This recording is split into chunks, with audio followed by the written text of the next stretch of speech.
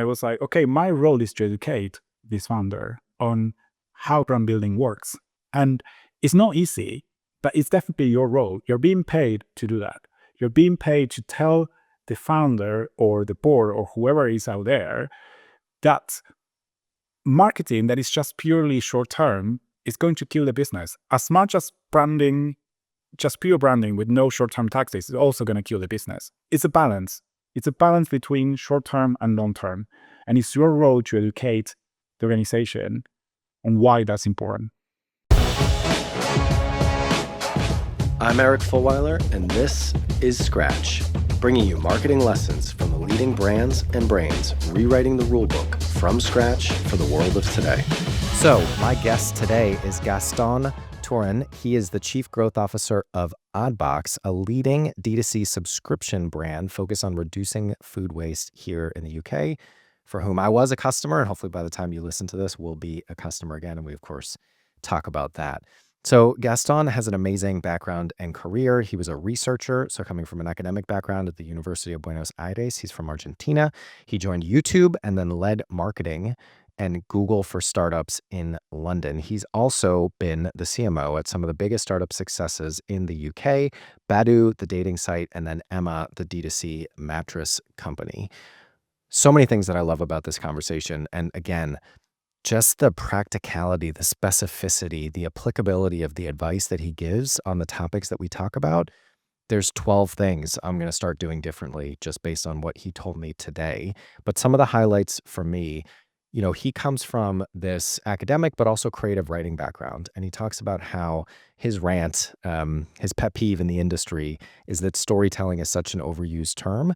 We talk about it all the time, and yet nobody's actually telling stories. It's just kind of a cheap shortcut to trying to make, you know, what we think is better ads. But actually at the end of the day, and I love this concept from him, think about making content that people would pay to listen to watch, to read. And he gives an example of how he's actually doing that at Oddbox, and of course how he did it at YouTube as well.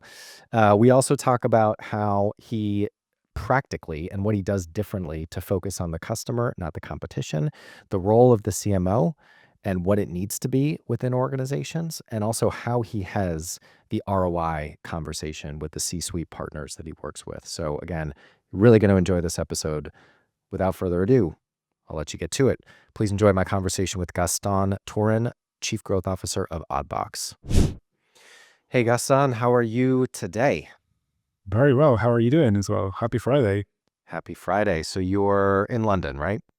Yes, I'm just back in London. I was in Buenos Aires and Rio for around 2 weeks and now back in winter. Oh, amazing. Is that where you're from originally, Buenos Aires?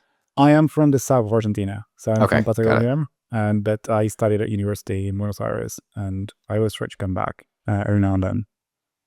Amazing. Well, really appreciate you making the time. Excited to have you on the show. As I mentioned in our prep call, I was a customer of Oddbox. Maybe we'll resubscribe after this conversation. But a little while back, and I just kind of loved the idea. I loved the brand at that point. I know it's evolved since then, and you've got a very clear vision of kind of how you want to take it forward, and also just the product as well. So why don't we actually start there, and then we'll go to the icebreaker question. But for folks outside of London, UK, or folks who might not know, what is Oddbox? So Oddbox, what we do is we rescue fruit and veg that otherwise would be at risk of going to waste. Around 40% of food worldwide is wasted just because it doesn't meet the cosmetic requirements of supermarkets. Supermarkets want perfect apples and want perfect onions. And anyone who has ever grown onions or apples or anything else realizes that they don't come all of them in the same shape. They come in different shapes. And supermarkets don't accept them just because of those cosmetic imperfections, or what they call imperfections. And we wanted to turn that around, and that's what Oddbox is all about. It's about celebrating the oddness of nature, and it's really about making sure that we can solve one of the biggest issues in climate change. When you look at actually about the impact of food waste, it contributes 60% of climate emissions in general. Carbon emissions are coming from food waste. So for us, it's really about fixing that issue. Amazing.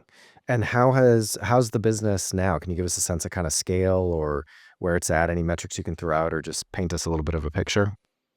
So the business started a few years before the pandemic. It started as a side project for our founder. Our founder is from France and our co-founder is from India. They both live in London and started as a kind of weekend project. Like they went first to Portugal, and in Portugal they saw in a food market a really oddly shaped tomato.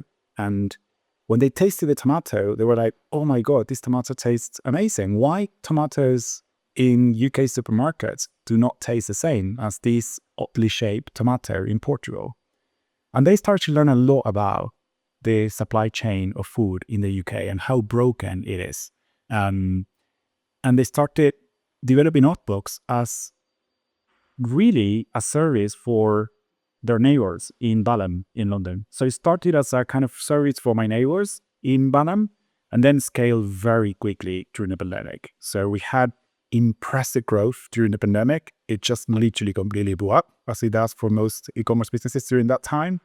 Then we had a bit of like coming down after the pandemic, and now we're back in growth.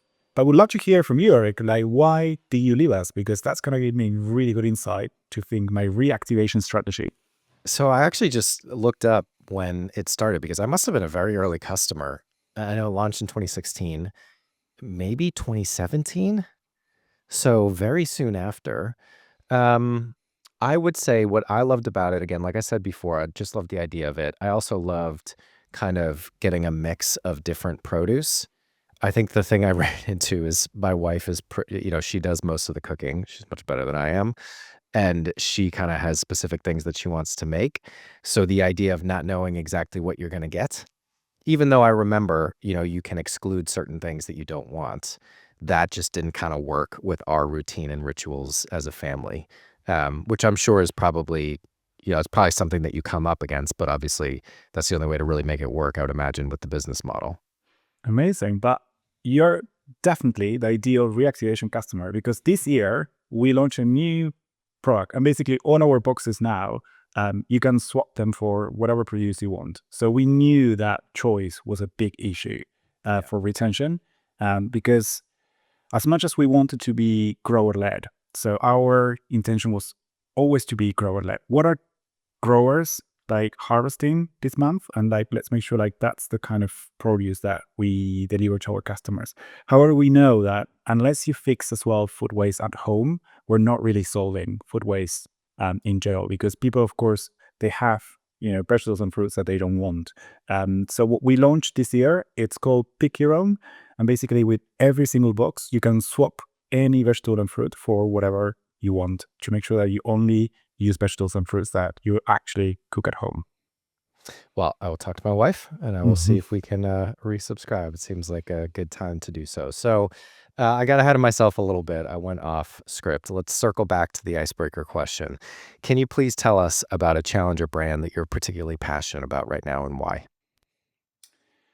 There are multiple ones. I think one challenger brand that I particularly love, and this is not your traditional one, like it's not one that is probably that well known in the UK or in Europe as well. It's actually a really interesting packaging company.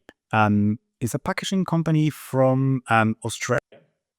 And I love their most recent campaign that they did. And I think I love in general their communications. They're operating in a very boring category, like packaging, right? Like, buying boxes and like all the stuff that you would buy is not the most incredible like product from a storytelling perspective. And their whole ethos is around nobody cares about packaging as much as we do. And what they did, for example, the latest campaign is a fashion show using boxes. And they had like a runway of people running around with like boxes and like all these kind of like weird objects. And it was just like incredible. And they launched it as like almost imitating like a new season in fashion. And like consistently they're doing these like really interesting tone in their campaigns that is completely unexpected for their category. And I love that because I think in general, good marketing, what it does it brings back the unexpected. You're only going to get people's attention if you do something that is not necessarily what people expect. And they're doing that. In packaging, people expect communications to be quite functional and boring. They're like going completely in the opposite direction. They're going over the top with a fashion show that looks like, the Paris runway with boxes. And I think that's incredible. All right, I have to check that out. We'll have to add it as a link in the show notes. But as soon as you said kind of a commoditized, boring category, doing something different, my mind also went to who gives a crap, toilet paper, which I think is such a great example. They also layered in kind of the, CSR, sustainability, environmental element to it as well. But totally agree with what you're talking about. And it really resonates with kind of this set of challenger brand principles that we've uncovered and talk about through these interviews and the work that we do here at Rival. But sitting at the core of that is really differentiation. And then around that is cultural relevance. So talking about things that actually matter to the audience you're trying to reach. But then you need to deliver that in a way that is exciting, that's different, that drives talkability. These challenger brands are so good at doing things differently in order to create more word of mouth within the community, within kind of the wider market. So I think that's a great example, definitely one that we haven't heard of, and definitely a category that we haven't heard of. So thank you so much for sharing that. So let's circle back to Oddbox, and actually starting with you, and then your kind of perspective, your rant that you told us about in the brief call, and then let's use that as a bridge to get back to the Oddbox story. So when I asked you if there was a soapbox that you could stand on and preach to the industry about what they're getting wrong, you said that storytelling is an overused term. I'd love for you to unpack that for us. What does that mean to you? Why do you feel that way? How should people be thinking about it differently? Yes, and this is a long-term rant that I have. So it all started when I was working actually at Google. I was working in a marketing brand narrative position for YouTube. So working more on the B2B side. And it was a very tough year for YouTube at that point. It was when basically lots of tourist content was found on the platform, and advertisers started to complain because their ads were being shown against tourist content on YouTube. Not sure if you remember it, but it was a year where like YouTube was like in all the headlines in a very negative lens. So as a marketing team, we started thinking, what's the story of YouTube? What's the purpose? Like, why are we here? And what I found is that whenever we were talking about story or narrative in those meetings, the way we were thinking about stories was very different to the way that we were thinking about stories in a master's in creative writing that I was doing at the same time at Oxford. I have always loved writing. I always loved fiction. I never wanted to work in marketing. I always wanted to become a fiction writer. But somehow I ended up working in marketing at Google, and I absolutely loved it. And I love marketing because I think it's great storytelling that really connects emotionally with people. But what I found in that specific situation is that in the business world, we talk a lot about stories and narratives and storytelling, but really the frameworks they're using are not the frameworks that writers would use to tell great stories. And writers are the ones who tell stories that everyone else pays to buy and consume. We pay to read the latest novel from certain writers. We pay to watch a Netflix series. We pay to go to the cinema. And that's because they're telling us great stories. I think we should have the same standard when it comes to advertising. I want people to pay to watch my ads because they're such great creatives that actually they really care about the story that I'm telling. I think that's a really interesting prompt and potentially something that people can take away and think about whether they can apply to their day-to-day role. The content that you're putting out, the advertising that you're putting out, is it something that people would pay for? My version of that is I think one of the things that most people get fundamentally wrong, and this got all disrupted within the shift from traditional to more digitally led marketing and advertising, is so many people, so many marketers come from a place of expecting they're going to have the attention of the audience they're trying to reach, as opposed to recognizing that they need to earn it. And my mind also goes to the point of, that expression, people don't really care where content comes from. They just care that it's good. If it's good content from a brand, they'll watch it. If it's good content from an individual, from a movie studio, from a publisher, it doesn't matter. People just want good content. And I've certainly seen that to be true. The problem is that most advertising it's just not good because it is focused on extracting value from the audience, getting people to do something. And, we've both been around the block a little bit. Oftentimes it just kind of goes through this mill of so many cooks in the kitchen between the brand side and the agency side, and just ends up with something that is kind of beige. And what we see from challenger brands, and now let's shift gears and talk about how you're applying this at Oddbox, is that they are putting out good content. They do have an interesting insight for the audience, and they are approaching it in a way that adds value such that people want to spend time with them. So would love to talk about Oddbox now again. This approach of storytelling, and I loved one of the things that you said in our prep call. You used this gut check when you were at YouTube of what would Hemingway say the YouTube story is. So what would Hemingway say that the Oddbox story is, and how are you taking this framework of effective storytelling to your role at Oddbox now? For me, Hemingway has always been an inspiration when it comes to writing. Not just him, there are many writers that really influence my perspective on storytelling. But particularly, there is one book from Hemingway that is called On Writing, where he gives a lot of advice to future writers. It's not actually a book that he wrote, it's more a collection of pieces of advice that he gave across multiple speeches and books that he wrote.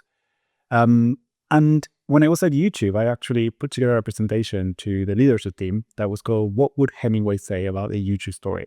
And I took a few different principles from Hemingway's storytelling and tried to apply them to YouTube and think where we were falling short and where we could actually improve our storytelling. And most of the things that he says are actually things that I would say most brands are falling short of. It's not just YouTube. The one that I love, that I feel like I always try to think about when it comes to brand storytelling, is this idea of imperfect characters. Hemingway says that the best characters are always imperfect. So as a human being, you only connect with someone who has something that is going wrong. If someone is Mr. or Mrs. Perfect, you forget about that character. It also applies to just your regular life, right? Like if you go on a date with someone who is Mr. or Mrs. Perfect, pretty much I would say you're going to come back and be like, oh my God, there's something dodgy going on. I really need to know like what's going on, because we don't connect with perfection at a human level. We like to see some level of vulnerability on the other side because that makes us feel like they're human. They feel like, someone like me. And I love a quote from Hemingway that, he says about his writing, I'm trying to get the feeling of actual life across. You cannot do this without putting the bad and the ugly, as well as what is beautiful. Because if it is all beautiful, you cannot believe in it. And it's something that I actively think about when it comes to brand storytelling and how I bring the brands that I work on to life. I can give you an example maybe from our recent campaign from Oddbox, if that's helpful. So quite recently, when we launched this new feature called Pick Your Own, that I hope is going to convince Eric to come back to Oddbox, we thought about how we could bring it to life, how we could actually communicate that now people can pick their own vegetables and fruits. And the usual route is, well, let's just talk about how much people love certain vegetables, right? Let's just go into all the positive side of if you love fruits, if you love watermelons, we're going to do a campaign about how you love so much that fruit and now you can pick it with Oddbox. But going back to this point about we connect with imperfection, we decided to do the opposite. We did a campaign that was called the Veg Haters campaign. And we asked our community to tell us which vegetables they hated the most and why. And we received the most hilarious answers that you could ever think about. One person told us that they hated celery because celery tastes like sadness. There were lots of really, really amazing answers. And our campaign, what we did is we took it from those hate kind of statements and we tried to convince them to love those vegetables. So we did hypnosis videos. We did a typical hypnosis video where we try to bring, for example, a mushroom hater, tell them that it's okay, that they can leave those feelings out, and that they can start loving mushrooms again. That shiitake happens, but there's going to be great stuff coming up if they leave room for exploring mushrooms, for example. But of course, those hypnosis videos didn't work. So now, even if a hypnosis video doesn't convince you to love celery or mushroom, you can pick your own with Oddbox. And it was a really, really interesting creative concept that drove lots of engagement. We had doubled engagement during the campaign. We also reactivated historical numbers of customers. And so it was very successful, both from a brand point of view, but also from a business growth perspective. Hey everyone, just another quick interruption. If you're listening to this podcast and you're not already part of our AMP community on WhatsApp, would love for you to get involved. So AMP is a community that we started at the beginning of the business, really, just to kind of bring together some of the interesting people that we were talking to, the marketers that we were coming across, many of whom have been on this show as well. And so now AMP is about 300 senior marketers from around the world, from various categories, different stages, challengers, incumbents. And it's really a place where people can share questions, can share resources, can make new connections, can use folks as sounding boards. And for those that are in it, you know, it is a very vibrant community. It's really taken on a life of its own, which is amazing. So if you're listening to this and you want to get involved, please go to our website, weareRival.com. There you can find the application form or reach out to me or someone at Rival directly. Thanks so much. So I'm laughing both because it's funny, but also, and bear with me for a second, we have a daily stand-up at Rival, and people go through their priorities, any support that they need, but we also have an icebreaker question. And I've been lobbying for a few days now to have an icebreaker question that is what is the most underrated vegetable? And actually, maybe subconsciously I connected it to this interview, but consciously I didn't even think about it. And it's just so funny that came up in this situation as well. But I mean, I get it. Like it's first of all, it is an ad that would earn my attention. You know, a campaign that would earn my attention that I would think is interesting and at least different. I think so much of what's out there just ends up kind of meeting in the middle and ends up getting ignored or just ends up filling space. So I think, you know, it's super interesting. I think some people get there, you know, the prompt that I use, that Viren and I use for what we do at Rival is, if we took our logo off of it, could it be one of our competitors? You know, could it be an Ogilvy? Could it be a Mediacom? Could it be a McKinsey? But I think you also get there if you come from what would Hemingway say, and what's a story that people would pay to consume. So that's definitely something that I'm going to take away, as well as I'm going to go back and make sure that we do what's the most underrated vegetable, or what's the vegetable that you hate the most in our next daily stand-up. So thank you for that. So the other thing that I wanted to touch on from our prep call is you talked about how one of the things that's really important to you is focusing on the customer, the consumer, and not the competition. And I think, you know, of course, that's something I've heard before and people will have heard before. And what I always love to ask as a follow-up, because I think that's true. I think at the end of the day, all growth ultimately comes from solving a need for people in a faster, better, cheaper, different way. But we talk about so many things, and yet most people end up doing the same thing they've always done. So most things that really matter are simple, like the idea of focusing on the customer, the consumer, and not your competition, but then hard once you get into the day-to-day and the realities of it. Do you have any practical examples of how you do that or have done that in your career, or any advice for people on that topic? Yes, I think especially when you get into more senior positions, you really need to think where you're using your time, where you're spending your time. And I actively use a lot of my time to stay close to our customers. Things I do, for example, and I recommend any CMO to do, but also anyone working in marketing should do is spend at least 1 hour a day reading comments on your social posts. Every single day, I spend at least 1 hour doing that. I have a Slack channel where I get all Trustpilot reviews, and also I get a lot of comments from the customer happiness team. So lots of comments coming from customers. I reach out to people who comment on our LinkedIn posts, our Instagram posts, and I tell them, I'm the CMO of Oddbox. I really appreciate your critique last week. I fully agree with you. I would love to spend some time with you just to understand a bit more like where you're coming from. And I usually have a lot of virtual chats with customers, and I learn a lot. One thing I haven't done yet, but I'm planning to do, is more inviting myself to people's houses just to try to understand how they use the box. And I'm saying this because usually when organizations grow larger, but also when you become more senior, it's very tempting to just rely on surveys or just rely on like data points that tell you how customers feel or what customers experience with your product. But there's nothing better than just staying close to your customers. And it's also going to give you a much more actionable way of dealing with customer feedback. Because in every startup, data is always a bit broken. Data is always a bit inaccurate. And I have been in lots of situations where a marketing team is unable to move forward because they say, well, we don't have the right data to think about this, or the data is inaccurate, or Looker is not working. So there's always lots of excuses around why you cannot really act on customer feedback.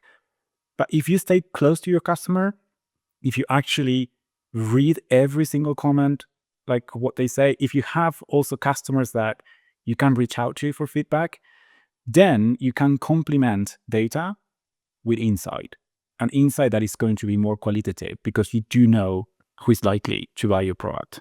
Hey everyone, just wanted to take a second to make sure that you knew about another podcast that we have here at Rival that's all about microcultures. Many of you have probably seen our white paper that came out recently about how challenger brands are tapping into and leveraging microcultures to drive differentiated category growth. Our Chief Strategy Officer, Lance, and our Principal of Strategy, Cecilia, host a fantastic podcast called Ripples, where they explore this whole world of microcultures, including speaking to guests from some of the brands that are doing it well. So you should definitely check it out. There's going to be a link in the show notes. You can find it on wearerival.com as well. Thanks for listening. I really appreciate the specificity of your answer. And I think that that is something that everybody, including myself, to be honest, can take away and think about. You know, you can start doing this tomorrow. Block time on your calendar to read the comments, read the reviews, listen to what your audience is saying. For me, I sometimes do that on LinkedIn. You know, like I follow a lot of CMOs on LinkedIn. I just kind of go through and see what they're talking about, what people are posting on their posts. Because of course, for our own content, we're of course not at the scale that you are in terms of getting comments on our own stuff or reviews. And then just reaching out to people. We certainly have done a lot of that. You know, the first 6 months of Rival was basically me reaching out to as many CMOs as I knew or would give me time just to ask, what are your priorities? What are you not getting from current consultancies and agencies? And just kind of feed that in. So I really like both those things. And I always think, you know, one of my first principles is what gets prioritized gets done. So you can always find ways to make more time for the thing that's more important because it's always, your prioritization is relative, right? But then for me, the hack is what goes in my calendar gets prioritized. So putting an hour a day or half an hour a day, or even just starting with an hour a week of like block time to listen to comments, to read reviews, and then reach out to people. And actually, in my experience, and you know, it sounds like you've seen this too, you'd be surprised at the people that are willing to hop on a call to share their feedback. So I really like that and really appreciate it. And hopefully people have already taken away something they can do differently. But if not, I definitely recommend that you rewind and go listen to that answer again. So Gastón, the third chapter of our conversation is talking a little bit more about the role of marketing broadly. And the place that I want to start is about the role and remit of the CMO.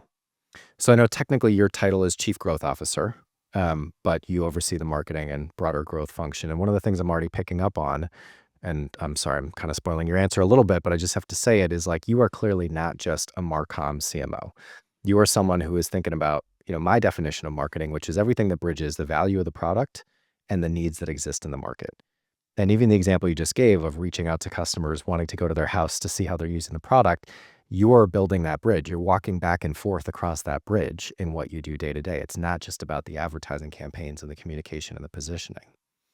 So all the headlines that are out there about the decreasing influence of the CMO, lowest tenure in the C-suite, 2% of Fortune 500 businesses have a CMO or somebody with CMO experience on their board. what are most companies getting wrong? What should people be doing differently? How do you be or help your organization support the idea of a marketer that has true influence on innovation and growth within the business? Yes, I think whenever you look at stocks about CMOs, it's always a bit depressing. But I think what it's telling us is I think is a mismatch between like the expectations that companies have and what the CMO role is able to deliver. I think in most companies, the expectation is that the CMO is going to be responsible for business growth. And in true reality, every single business function is responsible for business growth. If you work for a mobile app and the mobile app keeps crashing, as a CMO, I cannot do much, right? Like the CTO definitely has to fix like the crashing of the mobile app. But definitely there's a lot that you can do though, as a CMO to grow the business. So I don't think like we should take that as an excuse that, it's not under your remit. It's more, I think as an organization, companies should think that every business function is there to deliver growth. And some functions, like the marketing function, have a specific role in driving growth. My overall take when it comes to driving growth as a marketing function, of course, you had all the traditional models, like, the 4Ps, right, that we all talk about. And I do believe that the 4Ps are really important. I think most marketing teams operate just on the promotional level, as you mentioned, but I do think like not just promotion, but also pricing, placement, and product are incredibly important to drive growth. But maybe because it's Friday, I'm feeling a bit more philosophical. I'm going to bring another metaphor to think about how I think about marketing. I love in ancient Greece, Socrates used to say that he was a gadfly of the democratic society of Athens. He saw his role as the one who would be there annoying people and telling them what you're saying is not exactly right. What you're saying is not exactly what people are hearing. What you're saying is not exactly what people want. So he saw basically the role of a philosopher as being the gadfly, like the mosquito, the annoying kind of like person biting on you and telling you maybe it's not exactly what people want. And I think that's your role as a marketeer. It's being the voice of the customer within the organization, which sometimes means being that annoying gadfly, means being that annoying mosquito, that when product says we're really excited about this new feature, we had to say nobody cares about your new feature. As a customer, I don't really see how that's really fixing anything. When the CTO obsesses about the new tech infrastructure and even wants to do a press release about it, again, you have to say that's not really what customers care about. What customers care about is this. And this is where we should be putting together as an organization. That's what I see as the role of marketing. In corporate terms, you would say the voice of the customer. In a more philosophical perspective, I think we're the gadfly, we're the mosquito, we're the annoying voice that is reminding everyone in the organization what we are doing should be adding value to customers. If not, it doesn't really matter. Hey everyone, just want to take a quick minute because we've actually heard from many of you that you want to get a better understanding of what it is that we actually do here at Rival. You know us for the content, obviously you're listening to Scratch right now, but everything else that we put out, the events, the community, but actually our core business, just so you know, we are a marketing consultancy for challenger brands. We partner with brands big and small to gain category share with a challenger approach. We develop and execute strategies and campaigns across 4 main areas of the marketing function: brand strategy, creative and production, paid media planning and buying, and customer data and MarTech. And then, of course, as you know, the mission that's wrapped around Rival is to understand and share our learnings about what drives the growth of successful challenger brands. That's it. Sorry for the interruption. I'll let you get back to the show. I love that. And the build that I would throw out is, I think good marketers make the organizations they work for more customer-centric. Sounds like you're clearly doing that at Oddbox. And I think that's an interesting prompt, for people listening. Take a step back.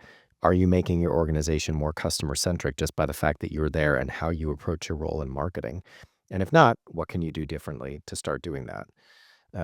So it's great. Really appreciate it.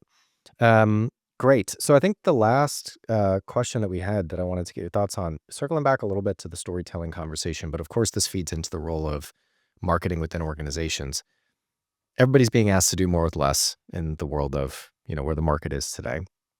And also, I would argue there's more pressure on kind of the commercial returns, which often means the short-term commercial returns of businesses. So your approach coming from a storytelling perspective, oftentimes, as I'm sure you know and have come across, can often be seen as kind of like higher level, not connected to the commercial realities of the business. How do you approach the ROI conversation with this set of principles and this kind of playbook that you have?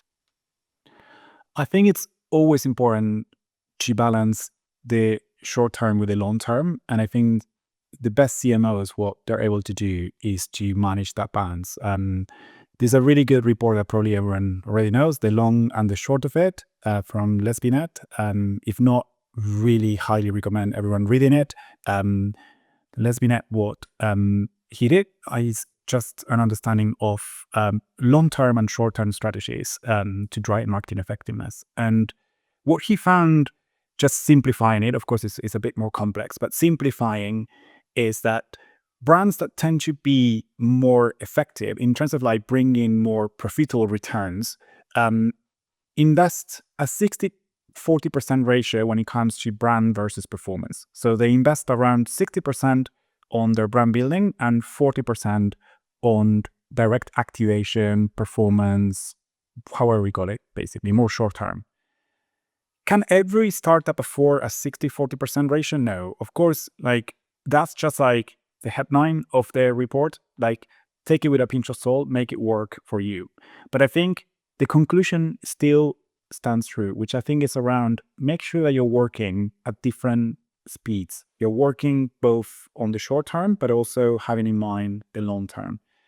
And I think it's a lot of education. I think my role as a CMO is educating the rest of the C-suite. I would say that was my biggest lesson when I moved into a CMO role. And I found it frustrating at the beginning, I'm not going to lie.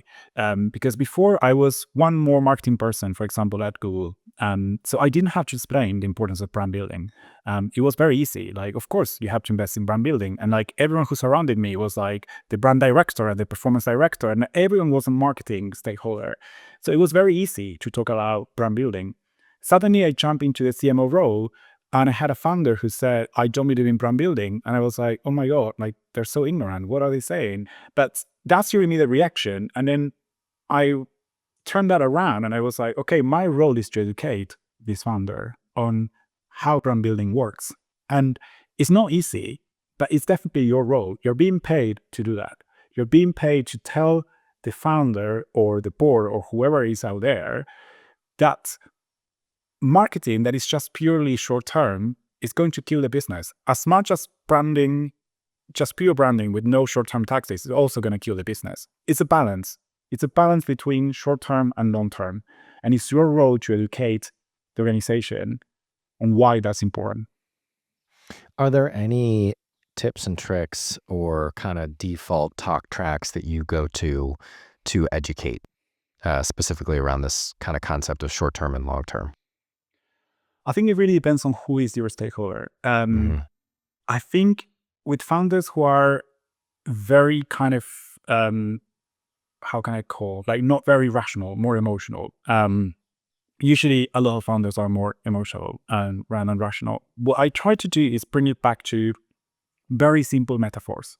I tell them like, look, if you have a pond in front of you and you basically catch all the fish in the pond, what's going to happen? Yeah, we're not going to have any more fish. That's what's going to happen if we just apply short-term tactics. We need to increase the size of the pond. We need to increase the size of like this lake and make it an ocean. And in order to do that, you need to build brand. So with very kind of like emotional-led founders, I try to go more into the metaphor route because I think immediately they get it. They're like, yes, of course. If we just keep catching the same fish, like at some point, like there's no more fish. With more rational led founders, I actually share the short and the long of it. Like this report from Lesbinet, I share it with them. It's done by an amazing PhD in physics who actually has all the data to back it up. And it's very clear why and you need to invest as well in the long term if you want to succeed and be profitable. Because if not, the only way you're going to have to compete is with price. And we all know what happens when you just compete with price. Your margins are going to go negative and then it's over. Amazing. Well, we'll link to that report in the show notes so people can grab it and send it around to the rational founders or stakeholders that they're working with. But I also love the emotional one, the metaphor, and it's the creative writing background and perspective shining through. Amazing. All right, Gastón, I know we're almost up on time. Before I let you go, quick lightning round of questions for you. What was the first marketing job you ever had? It was copywriting and content marketing for Google. I launched Think with Google, which is Google's largest site for advertisers in Spanish. What's the best piece of career advice you've ever received? Interesting one. Let me think about it. Best piece of career advice. I think one of the best pieces of advice I received when I became a CMO, and it was actually from another CMO, and he told me, your team isn't anymore the marketing team. Your team is now the executive team. And that really changed my perspective. It really brought another point of view. I was definitely operating in my first CMO role as the lead of the marketing team. And then suddenly I had to completely change my perspective and think, what's best for the executive team, not necessarily for the marketing team. As bad as it sounds, I think it's really important that you do it. Yeah, it's true. I mean, we talk about this concept of the work around the work. There's the marketing work that you want to get done or no needs to get done. But in order to do that, particularly if you're at the CMO level, but really for anybody, like unless you're an independent, business owner operator and it's only you, getting people bought in, aligned, hearing their feedback, working as a team is just as important as what you actually want to do. So I think that's a great, and another, again, I really appreciate the specificity of kind of the advice that you're giving people. Last question. What is one thing people should do differently after listening to this episode? I think one thing that people should do differently is throw away all their marketing books, and they're not going to teach them anything around storytelling. I think they should read fiction. They should read writers talking about their own writing. They're going to learn way more about storytelling from writers rather than marketeers. Gastón, this has been fascinating, enlightening, and chock full of very actionable advice, which I really appreciate. And my action is to go talk to my wife right now about resubscribing. Thank you so much for coming on the show. Great, thank you. And glad to have you back as an Oddbox customer. Scratch is a production of Rival. We are a growth consultancy that builds challenger brands, strategies, and capabilities to disrupt categories. If you want to learn more about us, check out wearerival.com.